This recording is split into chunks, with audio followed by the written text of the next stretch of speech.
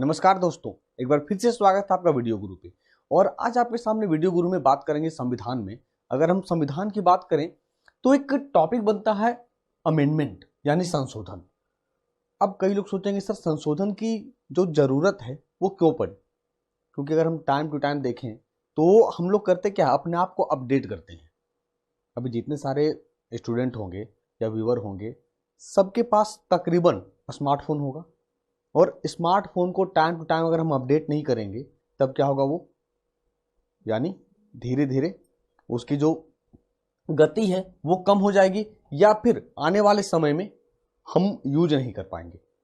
इसलिए जब संविधान बना था, संविधान लागू हुआ, तब उसमें से एक अमेंडमेंट डाल दिया गया ताकि टाइम टू टाइम हम संविधान को अपडेट कर सकें।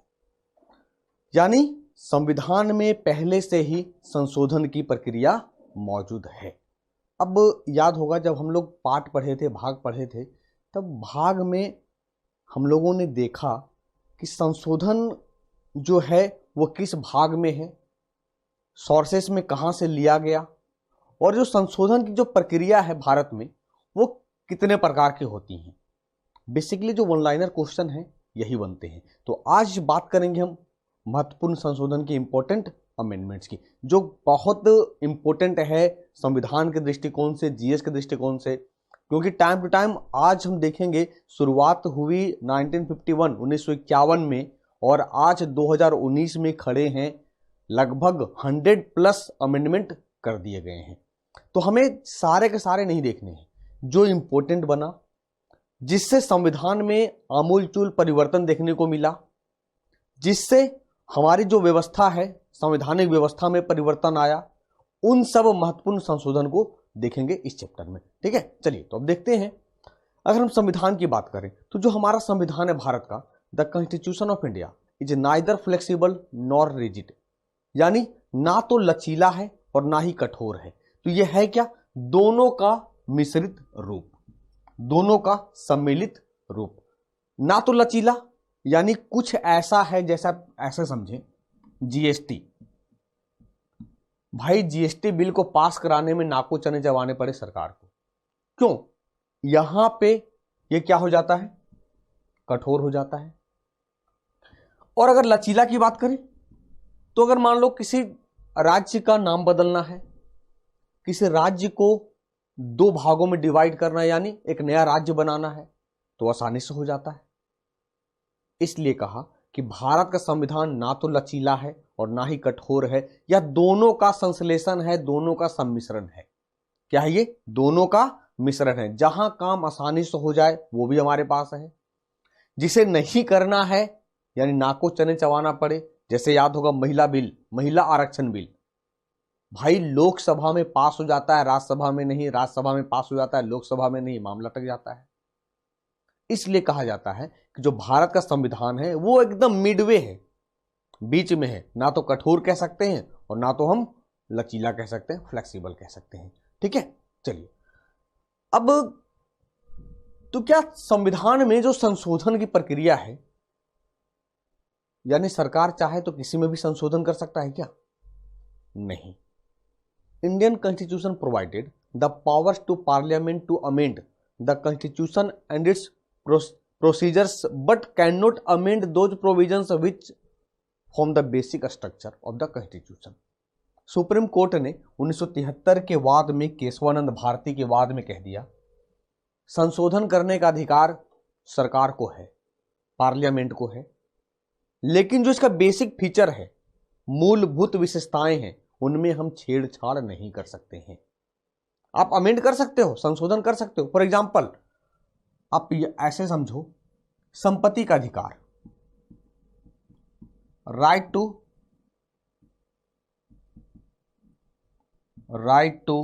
प्रॉपर्टी, ये फंडामेंटल राइट था। सरकार ने क्या किया, अमेंड किया, संशोधन किया, और इसे आज लीगल राइट बना दिया। यानी ये आने वाले समय में देश के लिए अच्छा था, इसलिए अमेंड कर दिया गया। और अच्छे समझे, RTE, right to education, add कर दिया गया आर्टिकल नंबर 21A में। यानी जो देश के लिए अच्छा हो उसे आप ऐड कर सकते हो, देश के लिए जो बुरा होगा हम उसमें से चेंजेज नहीं कर सकते हैं। यह कह दिया सुप्रीम कोर्ट ने केशवानंद भारती वाद में केस में 1973 को 1973 में। इसे हम हिंदी में भी देख ले। भारतीय संविधान ने संसद को संविधान और उसकी प्रक्रियाओं में संशोधन करने की शक्तियां प्रदान की है, लेकिन उन प्रावधानों में संशोधन नहीं कर सकते हैं जो संविधान की मूलभूत संरचना का निर्माण करते हैं। यानी हम कह सकते हैं इसको दूसरे तरीके से कि हम संविधान के मूलभूत विशेषताओं में छेड़छाड़ नहीं कर सकते हैं, जैसा कि केशवानंद भारती वाद 1973 में सर्वोच्च न्यायालय द्वारा शासित है कहा गया है। क्लियर है? हो सकता है वन लाइनर में यह भी क्वेश्चन आ जाए कि किस वाद में, किस केस में सुप्रीम कोर्ट ने कहा कि पार्लियामेंट को अधिकार है संशोधन करने का, लेकिन उसके मूलभूत संरचना में छेड़छाड़ नहीं कर सकता है। तो याद रहे केशवानंद भारती केस 1973 में। ठीक है, अब ये देखिए संविधान संशोधन की चर्चा पार्ट 20 में है।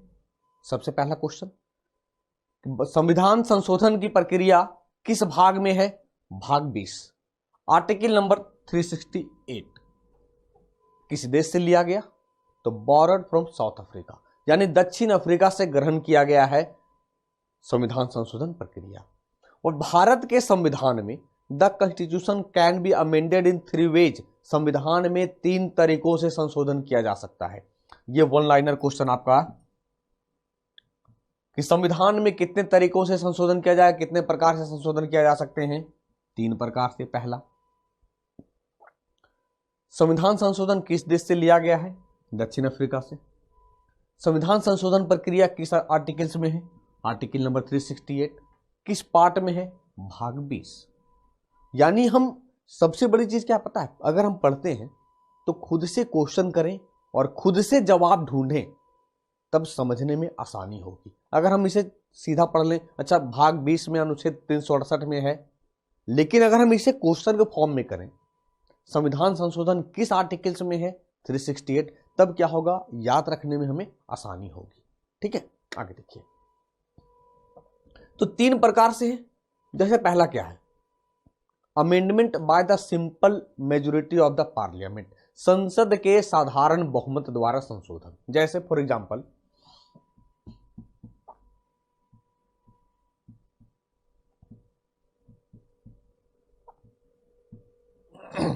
न्यू स्टेट फॉर्म्ड, नया राज्य बनाना है। अब मान लीजिए सपोज आंध्र प्रदेश से तोड़कर हमने तेलंगाना बना लिया। अब आंध्र प्रदेश से तोड़कर हम तेलंगाना का निर्माण कर रहे हैं, उड़ीसा वालों को क्या प्रॉब्लम होगा? यूपी वालों को क्या प्रॉब्लम होगा? कोई प्रॉब्लम नहीं है। तो नया राज्य बनाना, सीमा को छोटा बड़ा करना, बाउंड्री को, या नाम में चेंजेस लाना, ये सब चीजें हैं, ये संसद के साधारण बहुमत द्वारा संशोधन हो जाता है। आई बात समझ में? यानी 3 तरीके से, पहला क्या है? संसद के साधारण बहुमत द्वारा संशोधन। दूसरा क्या है? संसद के विशेष बहुमत द्वारा संशोधन। विशेष बहुमत यानी लोग मौजूद हैं और 2/3 बहुमत चाहिए बिल को पास करने के लिए। वो क्या था? जितने लोग मौजूद हैं उससे +1 वोट जिधर जाएगा वो साधारण वोटिंग होगा। विशेष बहुमत यानी 2/3 बहुमत, लोकसभा राज्यसभा दोनों में पास कराना होगा। और एक चीज हमेशा याद रखिएगा, संशोधन के लिए कभी भी ज्वाइंट पार्लियामेंट्री सेशन नहीं लगता है। ज्वाइंट पार्लियामेंट्री सेशन, संयुक्त अधिवेशन कभी भी नहीं होता है। एक क्वेश्चन पूछा गया है, सिविल की बात करेंगे तो सिविल सर्विसेज में पूछा गया था, इनमें से किस कार्य के लिए संविधान में ज्वाइंट पार्लियामेंट्री सेशन नहीं बुलाया जाता है, संयुक्त अधिवेशन नहीं बुलाया जाता है? तो संशोधन के लिए कभी भी लोकसभा और राज्यसभा को साथ में नहीं बिठाया जाता है। यह हमेशा मार्क करिएगा, इंपॉर्टेंट पॉइंट ये। ठीक है। और आपको पता है संयुक्त अधिवेशन आर्टिकल नंबर 108 108 में बुलाने का काम करेंगे राष्ट्रपति, लेकिन प्रेसिडेंट हमेशा अध्यक्षता करेंगे कौन? लोकसभा स्पीकर। और थर्ड क्या है?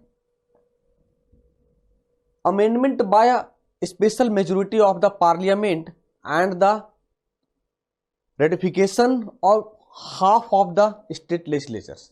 संसद के एक विशेष बहुमत द्वारा संशोधन और राज्य विधानसभाओं में से आधे का अनुसमर्थन। एग्जाम्पल देते हैं यहां जीएसटी का। विशेष 2/3 लोकसभा, 2/3 राज्यसभा और फिर राज्य विधानसभाओं में से आधे का अनुसमर्थन, यानी भैया कह सकते हैं कि 16 राज्य कम से कम। 16 राज्य क्यों कहेंगे? कितने राज्यों में विधानसभा है सर? 29 राज्य और 2 यूनियन टेरिटरी, दिल्ली और पुडुचेरी।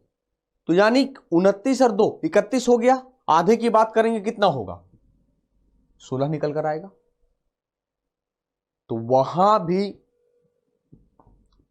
इसी वोटिंग से वोट करानी होगी। तो इसीलिए कहते हैं जीएसटी पर जो वोटिंग हुआ था पहला राज्य असम था। तो 3 तरीके हैं, डिफरेंट तरीका संशोधन प्रक्रिया को पूरा करने का। ठीक है, चलिए अब हम देखते हैं इंपॉर्टेंट कौन कौन सा संशोधन अब तक हो चुका है। सबसे पहले बात करें द फर्स्ट अमेंडमेंट एक्ट 1951। सबसे पहले पहला जो संशोधन हुआ है, 9वीं अनुसूची जोड़ी गई है। आपको पता है कि मूल संविधान में 8 अनुसूचियां थी, 8 schedule, but at present time वर्तमान समय में शेड्यूल की संख्या हो गई है 12। तो 9वीं अनुसूची कब जोड़ी गई? पहला संशोधन अधिनियम 1951 में। क्या था ये? Added 9th schedule to protect the land reform and other laws included in form the judicial review। भूमि सुधार और उसमें शामिल अन्य कानूनों को न्यायिक समीक्षा से बचाने के लिए 9वीं अनुसूची को जोड़ा गया है। भूमि सुधार यानी समझते हैं ये क्या है कि सरकार जितनी सारी जमीनें हैं, अब भाई सरकारी जमीन है या फिर कहें हम कि सरकार को जैसे ही कुछ जमीन की आवश्यकता पड़ती है, चाहे वो 4 लाइन के रूप में हो, 4 लाइन जब बनानी हो या डेवलपमेंट वर्क करनी हो, तो सर आप तो दोगे ना? नहीं दोगे? नहीं देंगे। क्यों देंगे? हमारी जमीन है। तब सरकार अगर जमीन से जुड़ी हुई कोई कानून बनाकर 9वीं अनुसूची में डालती है, तब हम उसे सुप्रीम कोर्ट, हाई कोर्ट में चैलेंज नहीं कर सकते हैं। क्यों? क्योंकि सरकार डेवलपमेंट वर्क करने के लिए ये ऐसा करती है। तब ऐसा जब हुआ तब लोगों को लगा यार ये ऐसा हो जाएगा तो सरकार डिक्टेटरशिप हो जाएगी। तब सुप्रीम कोर्ट ने 2007 में एक डिसीजन में कहा कि आप सब कुछ करोगे लेकिन फंडामेंटल राइट से जुड़े हुए कानून भैया बनाकर इसमें डालोगे नहीं तो उसे भी हम चैलेंज करेंगे। तो लोगों का अधिकार है ना। आखिर संविधान का निर्माण क्यों किया गया? लोगों के भलाई के लिए, ताकि अंग्रेजी शासन के तुलना में हम बेहतर फील कर सकें भारत में। अरे बात समझ में। तब सरकार डेवलपमेंट वर्क के लिए भूमि सुधार जैसे चीजों को डाल देती है इसमें। तो यहां 2 चीज निकल कर आया। 9वीं अनुसूची कब जोड़ा गया, 9वीं अनुसूची में क्या है। ठीक है, चलिए अब देखें 7वां संशोधन अधिनियम 1956। 7वां संशोधन अधिनियम 1956 में क्या कहता है? The reorganisation of states on linguistic basis and abolition of class A, B, C and D states and introduction of union territories. सबसे पहले क्या हुआ था कि जब देश आजाद हुआ, आजाद होने के साथ जब हम लोग संविधान बनाना शुरू किए, तब उस समय पूरे भारत के राज्यों को 4 भागों में डिवाइड कर दिए और उस समय 14 राज्य हुआ करते थे। लेकिन भैया 1956 में भाषाई पुनर्गठन आयोग की स्थापना की गई और 1953 से यह चल रहा था तब 1956 में ए, बी, सी और डी को हटा दिया गया और राज्यों की स्थापना की गई भाषा के आधार पर। और भाषा के आधार पर अलग होने वाला पहला राज्य आंध्र प्रदेश है। जब एग्जाम में पूछा जाए कि भाषा के आधार पर अलग होने वाला पहला राज्य कौन था, आंध्र प्रदेश था 1956 में। ठीक है, और यहीं से शुरुआत हो जाती है केंद्र शासित प्रदेश और राज्य जो आज देखते हैं हम 29+7। 9th अमेंडमेंट एक्ट 1960, 9वां संशोधन अधिनियम 1960। इसमें क्या किया गया, adjustments to Indian territory as a result of an agreement with Pakistan यानी पाकिस्तान के साथ समझौते के परिणाम स्वरूप भारतीय क्षेत्र में समायोजन, यानी इंडिया और पाकिस्तान के बीच समझौता हुआ। समझौता होने के साथ जो क्षेत्र थे, विवाद था, उस क्षेत्र को भारतीय क्षेत्र में समायोजन कर लिया गया। जैसे विवाद है ना, आप देखोगे कश्मीर के साथ हमारा विवाद चलता है पाकिस्तान का, गुजरात में सरक्रिक जो क्षेत्र है वो विवाद चलता है पाकिस्तान के साथ। ठीक है, आगे देखिए 10वां संशोधन अधिनियम 10th अमेंडमेंट एक्ट 1961 क्या कहता है कि दादर नगर हवेली को केंद्र शासित प्रदेश के रूप में भारतीय संघ में शामिल किया गया।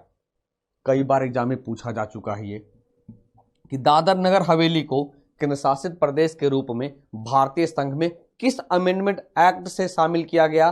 10वां संशोधन अधिनियम कब किया गया, 1961 में किया गया। 12th अमेंडमेंट एक्ट 12वां संशोधन अधिनियम, यह भी कब हुआ, 1961 में। गोवा, जैसा कि आपको पता है कि पहले ये पुर्तगाल के कब्जे में था,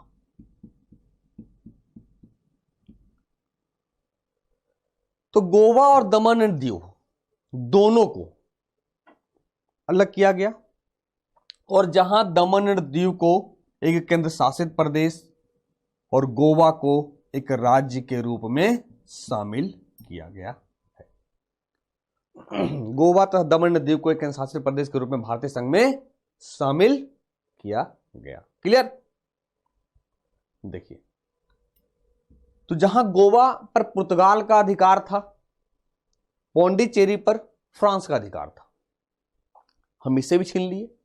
तब 14th अमेंडमेंट एक्ट 1962 14वां संशोधन अधिनियम 1962 से पांडिचेरी को फ्रांस द्वारा हस्तांतरण के बाद भारतीय संघ में शामिल किया गया और भारत का एकमात्र केंद्र शासित प्रदेश जो 3 राज्यों में जिसका क्षेत्र है,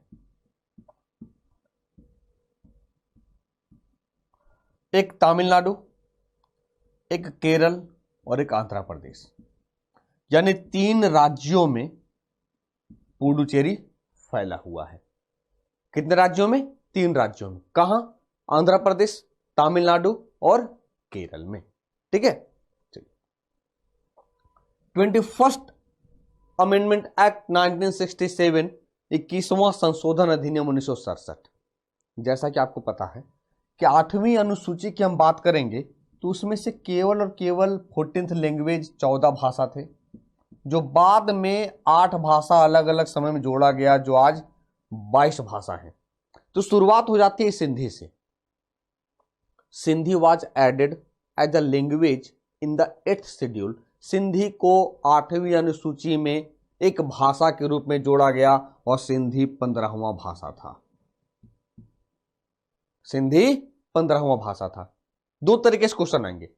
सिंधी को 8वीं अनुसूची में किस अमेंडमेंट एक्ट, किस संशोधन अधिनियम से जोड़ा गया?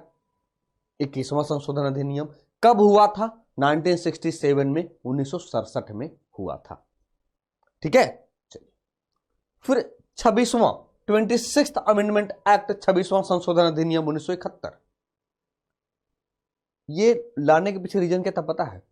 भारतीय राज्यों के शासकों के प्रिवी पर्स और विशेषाधिकारों का उन्मूलन, abolition of the privy purse and privileges of the rulers of Indian states. भारतीय राज्य जो थे, जो शासक थे, जैसे हम कश्मीर की बात कर लें, हरि सिंह थे शासक। आप चले जाइए नवाब जो निजाम, आप चले जाइए हैदराबाद।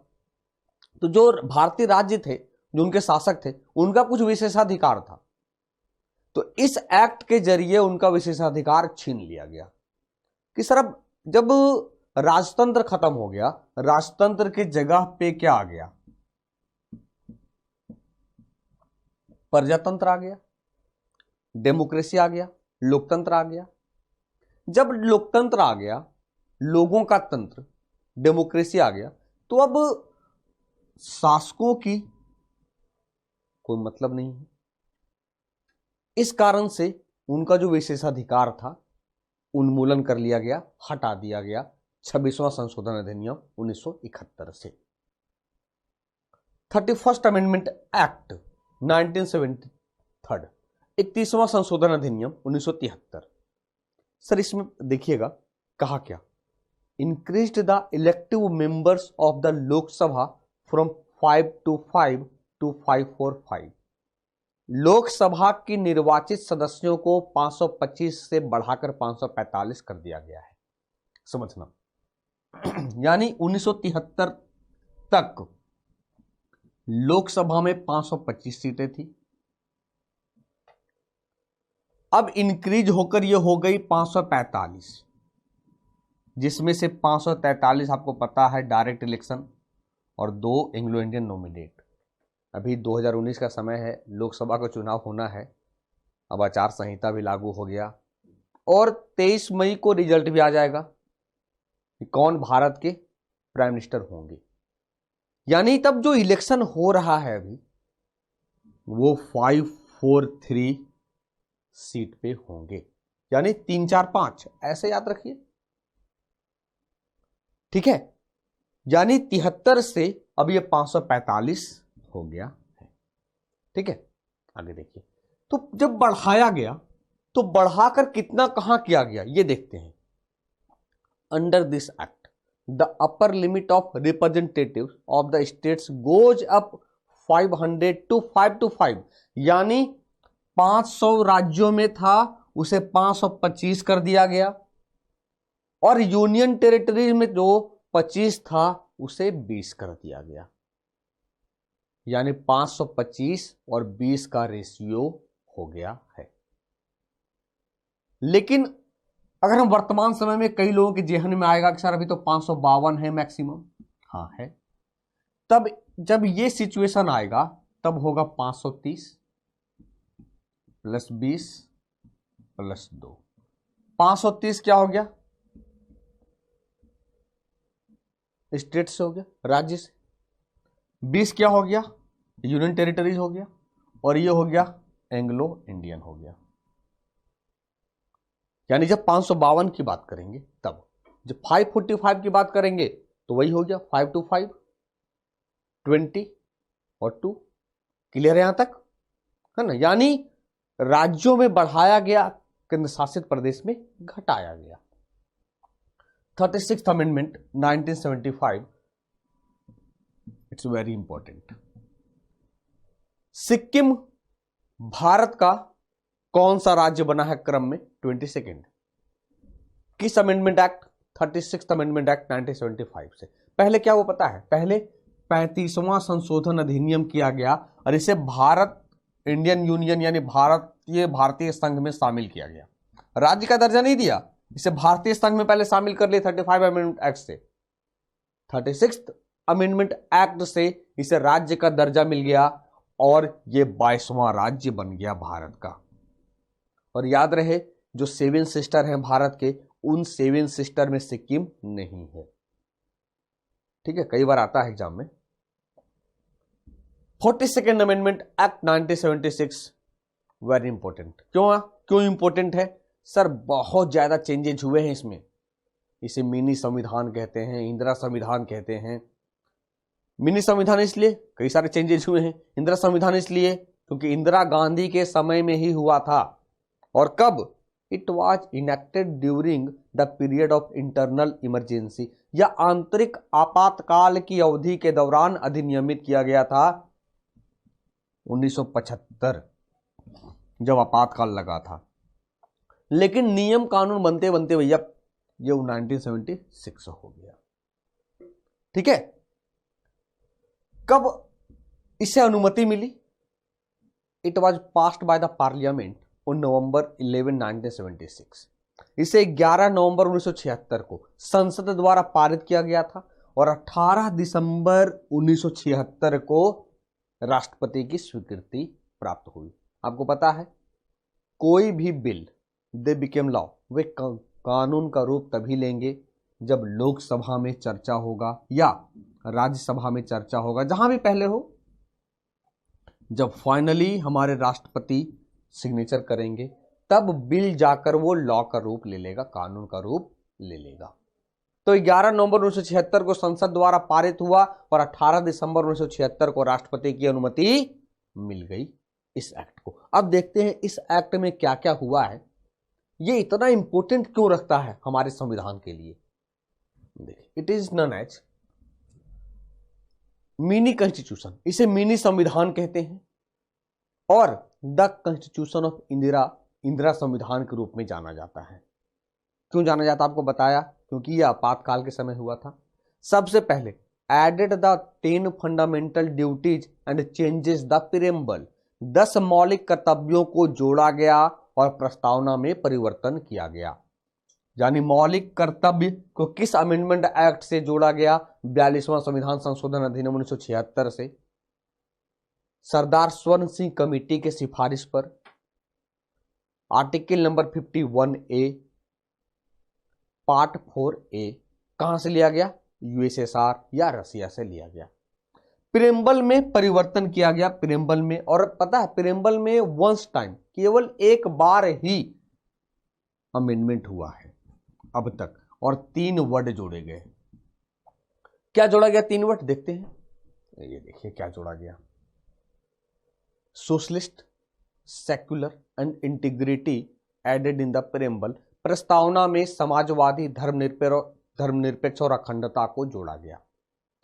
हो सकता है कभी कभी सीटर आपसे थोड़ा सा गलती करवाएगा और कहेगा इन तीनों वर्ड में सबसे पहले क्या जोड़ा गया, तो हमेशा याद रखना समाजवादी पहले और अखंडता बाद में। अखंडता यानी हम खंड खंड नहीं कर सकते हैं देश का। धर्मनिरपेक्ष यानी भारत का कोई धर्म है ही नहीं, हम सभी धर्म को एक समान भाव से देखते हैं।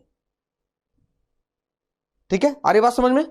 यानी संशोधन हुआ है 42nd अमेंडमेंट प्रीएम्बल में, एक बार और 3 वर्ड जोड़े गए हैं। प्रीएम्बल कहां से लिया गया आपको पता है, यूएसए से। इसकी लैंग्वेज कहां से ली गई? ऑस्ट्रेलिया से ली गई, है ना। आगे देखिए, यानी कह दें तब अमेंडमेंट होने के बाद India became a socialist, secular and democratic Republic. Bharat एक, आज की डेट की बात करें, आज के इतिहास की बात करें, तो आज के इतिहास यानी कहने का मतलब क्या है कि आज भारत एक समाजवादी, धर्मनिरपेक्ष और लोकतांत्रिक गणराज्य बन गया। कब से? 1976 से, 1976 से। ठीक है, अब आ जाए 44th अमेंडमेंट एक्ट, 44वां संविधान संशोधन अधिनियम 1978। यह भी बहुत important. Right to property deleted from the list of fundamental rights, संपत्ति के अधिकार को मौलिक अधिकारों की सूची से हटा दिया गया। यानी 19F में था, हटा दिया गया, और 31 का A में भी था, हटाकर इसे 300 का या A में लाया गया है। ठीक है, कहीं कहीं आप देखेंगे, अच्छा हम समझा दें, 19F में था, 31A या 31 कहें, तो अभी कहां है ये? आर्टिकल नंबर 300A या का में लाकर इसे लीगल राइट कर दिया गया है। लीगल राइट कर दिया गया है। जब आपके एग्जाम में पूछा जाए संपत्ति के अधिकार को किस एक्ट से हटाया गया, अमेंडमेंट एक्ट से, तो 44वां संविधान संशोधन अधिनियम कब हुआ था? 1978 में हुआ था। हमेशा याद रखिएगा, मोस्ट प्रोबेबिलिटी है, संभावना है कि जब संपत्ति के अधिकार को पूछा जाता है आपके ऑप्शन में 42nd अमेंडमेंट जरूर रहते हैं, ताकि आप कंफ्यूजन करें और गलती कर बैठे। ठीक है, आगे देखिए 52nd अमेंडमेंट एक्ट 1955। सॉरी 1985, 52वां संशोधन अधिनियम 1985। ये क्या है सर? उस 1985 के पहले क्या होता था? दल बदल, यानी हम कभी इस पार्टी में कभी इस पार्टी में। अभी इलेक्शन का माहौल है, आप देख रहे होंगे कि जितने सारे लोग हैं इस पार्टी से निकलकर उस पार्टी में जा रहे हैं, इस पार्टी से निकलकर उस पार्टी में आ रहे हैं। ये इलेक्शन के पहले। इलेक्शन के बाद अगर करेंगे तो डिफेक्शन ऑफ लॉ, दल बदल कानून के तहत आपकी सदस्यता चली जाएगी। इसलिए सारे पार्टियों ने मिलकर इसे पारित किया है। Defection to another party after the election made illegal. चुनाव के बाद किसी अन्य पार्टी को दल बदल करना अवैध बना दिया गया। वही कहा कि जितने भी दिखेंगे आपको इलेक्शन के पहले दिखेंगे कि इस पार्टी से निकलकर उस पार्टी में जाना, इलेक्शन के बाद सारा भंवर शांत हो जाता है। तो याद रखना है दल बदल कानून, 52वां संशोधन अधिनियम 1985। और सबसे बड़ी चीज कि 10th शेड्यूल में ऐड कर दिया गया, 10वीं अनुसूची में जोड़ दिया गया। यानी कितने क्वेश्चन बने? 10वीं अनुसूची कब जोड़ा गया? 52वां संशोधन अधिनियम 1985 में। 10वीं अनुसूची में क्या है? दल बदल कानून है।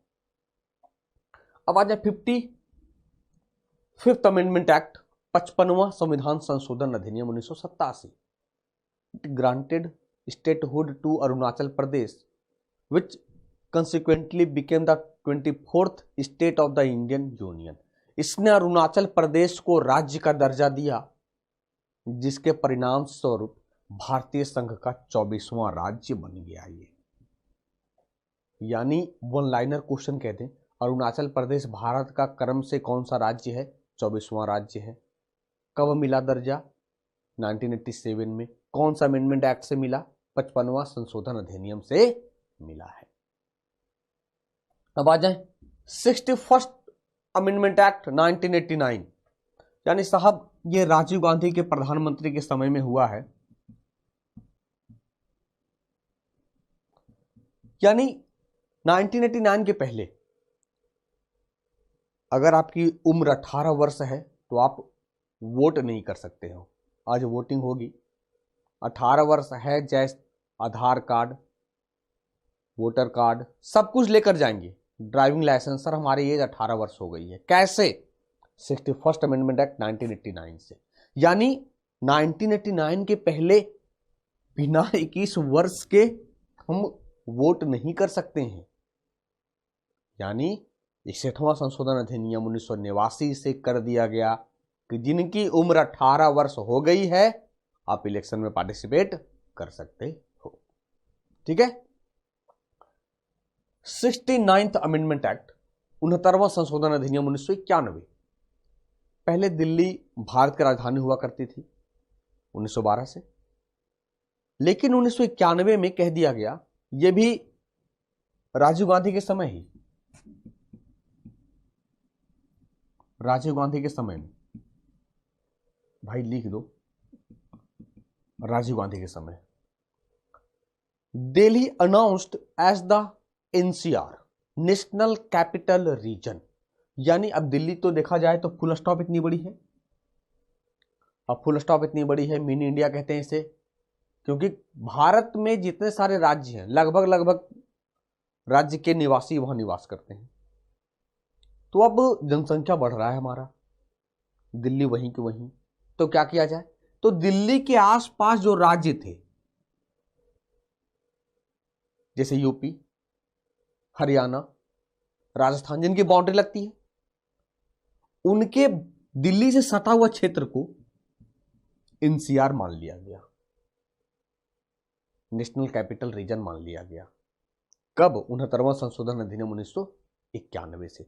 और यही कह दिया गया कि अब दिल्ली में विधानसभा होगा और एक मंत्री परिषद होंगे जो राष्ट्रपति के चुनाव में पार्टिसिपेट करेंगे। यानी 1991 के पहले भैया विधानसभा नहीं था दिल्ली में। आगे बात समझ में? चलिए अब 71st अमेंडमेंट एक्ट 1992, 71वां संशोधन अधिनियम 1992। यानी जहां सिंधी को 15वीं भाषा के रूप में 8वीं अनुसूची में जोड़ा गया, वहीं फिर 1992 में 3 भाषा जोड़ा गया। कौन? नमक। नमक यानी नेपाली, मणिपुरी और कोंकणी। नेपाली, मणिपुरी और कोंकणी। कोंकणी कहां की भाषा? ये गोवा की। तो भारतीय संविधान की 8वीं अनुसूची में 3 भाषा जोड़ा गया, नेपाली, मणिपुरी, कोंकणी, या कहें मणिपुरी, कोंकणी, नेपाली। कौन सा amendment act? 71st amendment act 1992। यानी अब कितना हो गया? 15 और 3 18 भाषा हो गया हमारे संविधान में 8वीं अनुसूची में। 73rd अमेंडमेंट एक्ट, 73वां संशोधन अधिनियम 1992। Constitutional status to the panchayati raj system, panchayati raj व्यवस्था को संवैधानिक दर्जा। यानी आप ऐसे समझिए, पंचायती राज व्यवस्था तो 1959 में लागू कर दिया गया था, 2 अक्टूबर, राजस्थान के नागौर से, पंडित जवाहरलाल नेहरू यानी भारत के पहले माननीय प्रधानमंत्री जी ने। लेकिन संवैधानिक दर्जा कब मिला? 1992 में। लेकिन यह लागू होता है 24 अप्रैल 1993।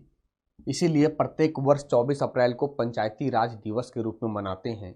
जब आपके एग्जाम में पूछा जाए कि पंचायती राज को संवैधानिक दर्जा किस वर्ष प्राप्त हो गया, 1993।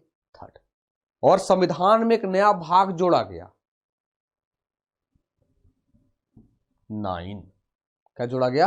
9। ठीक है, चलिए। अब सर गांव के लिए तो आपने पंचायत बना दिया, शहर को भी देखना होगा। 74th अमेंडमेंट एक्ट 1992, 74वां संशोधन अधिनियम 1992 से constitutional status to the municipality, नगर पालिका को संवैधानिक दर्जा प्राप्त हुआ। और एक नया पार्ट बना, पार्ट 9A। भारतीय संविधान में एक नया भाग 9A जोड़ दिया गया। याद रहे, जब भी पूछा जाए कब लागू हुआ, आप हमेशा 1993 करेंगे, ना कि 1992। बिल लाया गया 1992 में, इसलिए लिखा हुआ 1992। ठीक है।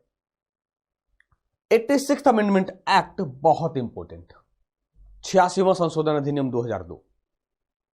सब पढ़े सब बढ़े स्लोगन दिया था वाजपेयी जी ने, और कहा था कि free and compulsory education to children between 6 and 14 years, 6 से 14 वर्ष के बच्चों को मुफ्त और अनिवार्य शिक्षा दिलाना अनिवार्य है। किसके लिए?